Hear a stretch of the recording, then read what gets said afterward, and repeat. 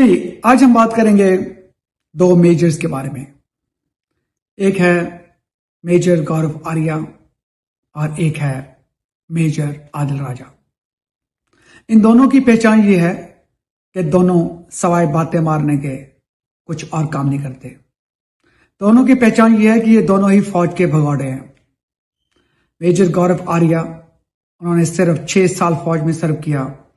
اس کے بعد خود ہی کسی چھوٹی سی پہاڑی سے گر کر اپنے پھیپڑوں کی تکلیف کا بہانہ بنا کر فوج کو چھوڑ کے چلے گئے اور اب دوسرے انڈین ماؤں کے لالوں کو مروانے کے چکر میں ان کو اشتعال دلاتے رہتے ہیں. ٹی وی پر بیٹھ کر جنگ لڑنے والا میجر جو کہ میدان جنگ سے بھاگ گیا.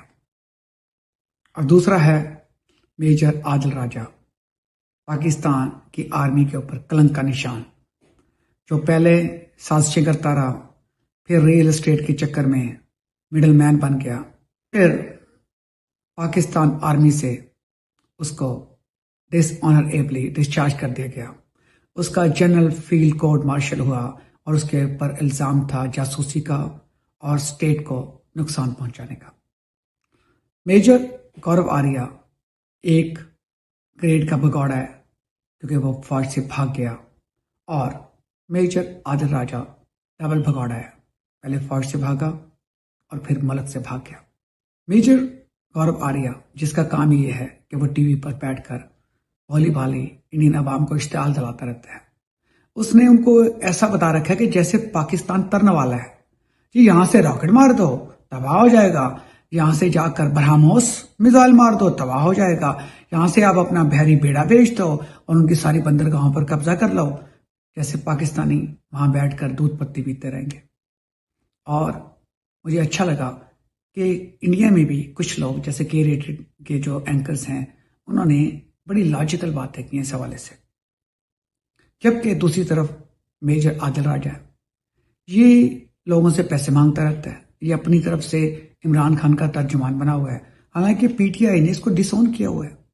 کبھی بھی یو کے میں پی ٹی آئی کے کسی بھی جلسے میں انہوں نے اس کو نہیں بلایا، لیکن یہ زبردستی عمران خان کا ترجمان ایسے بنا ہوا ہے جیسے کسی زمانے میں زبردستی زید حامد بنا ہوا تھا فوج کا ترجمان، اور زید حامد نے فوج کے امیج کو نقصان پہنچایا. اسی طرح عادل راجہ کچھ اور نہیں کر رہا ہے، یہ عمران خان کو بھی نقصان پہنچا رہا ہے.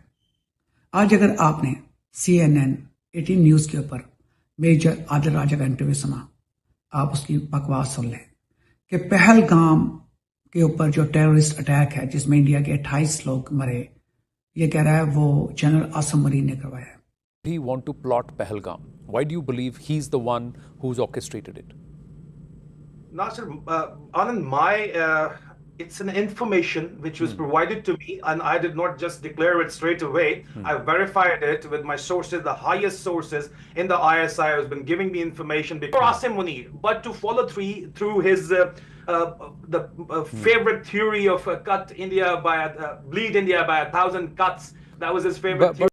آپ اس آدمی کی عقل دیکھیں، پوری دنیا، international society, journalism, international leaders وہ انڈیا سے ثبوت مانگ رہے ہیں اور یہ کہتا مجھے ISI نے بتا دیا، حالانکہ یہ وہ بندہ ہے جس کو کوئی منہ نہیں لگاتا.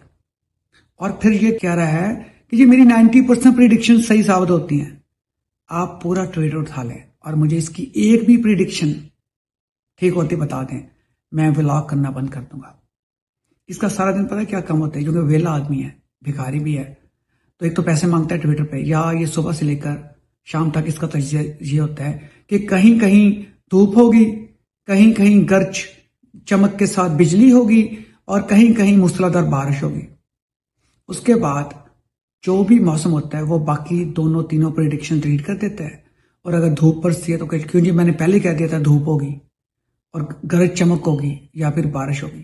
یہ اس آدمی کا حال ہے. اور یہ جو بڑی بڑی ٹیکنیکل ٹرمز استعمال کرتا ہے یہ اور میجر گورو آریہ، اب یقین جانیں ان کے پلے کوئی 20-25 سے زیادہ نہ تو انگلش کے فکرے ہیں نہ کوئی فوج کے ٹرمز ہیں، کیونکہ اگر یہ اتنے کوئی شائننگ سٹار ہوتے تو کہ کرنل جنرل بنتے. دونوں ہی میجر کے لیول سے دھتکارے گئے ہیں، اور اگر آپ کو فوج کے رینکنگ کا پتہ ہے تو یہ سب سے لوور لیول ہوتا ہے جس سے ایک آرمی آفیسر نکل سکتا ہے. اچھا، اب ان دونوں کا کام کیا ہے؟ وہی اشتعال انگیزی. ان دونوں کا کام کیا ہے؟ جھوٹ. ان دونوں کا کام کیا ہے؟ لڑائی کو بڑھاوا دینا. لیکن ایک بات میں یہ مانوں گا کہ جو بھی ہے میجر گورو آریہ اپنی حلال کی کمائی کما رہا ہے. اس کی کمائی یوٹیوب چینل سے آ رہی ہے. جبکہ میجر عادل راجہ ایسے بھکاریوں کی طرح پیسے مانگتا ہے کہ اگر آپ کبھی سول ہاسپٹل جائیں تو سامنے کوئی نہ کوئی بندہ ایکس رے لے کر کھڑا ہوتا ہے کہ جی یہ میرے ابے کی پتھری کا آپریشن ہے, مجھے کوئی پیسے دے دیں. یہ سارا دن ایسے پیسے مانگتا ہے. تو جہاں دشمن کی تعریف بنتی ہے وہ کرنی چاہیے کہ کم از کم میجر گورو آریہ اپنی کما رہا ہے, اس بھکاری کی طرح بھیک نہیں مانگ رہا. دوسرا, میجر گورو آریہ جو انڈین کو اشتعال دلا رہا ہے وہ یہ ساری جو حماقتیں کر رہا ہے, لیکن جو بھی ہے اس کی بات پرو انڈین ہوتی ہے. وہ یہ کہتا ہے انڈین کی سائڈ سے کہ جی پاکستان کو تباہ کر دو اور جو بھی کر دو. خیر یہ دیوانے کا خواب ہی ہے, پاکستان ہی ان کو تباہ کر دے گا اور تباہ کر رہا ہے, لیکن کم از کم وہ اپنے ملک کے ساتھ تو کھڑا ہے.